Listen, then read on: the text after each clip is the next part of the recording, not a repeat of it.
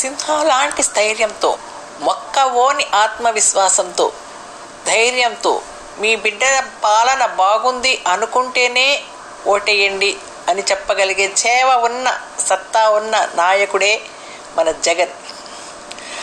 తమపై తమకే నమ్మకం లేక ఓ గ్లాసుని, ఓ పువ్వుని, తుప్పు పట్టిన సుత్తిని, కత్తిని కలుపుకొని గాలిపోయి జవసత్వాలుడిగిన ఓ వృద్ధ జంబూకం 10 మంది పందులను కలుపుకొని బయలుదేరింది. విజయమా నీవెటువైపు? నిస్వార్థమా ఎటువైపు నీ పయనం?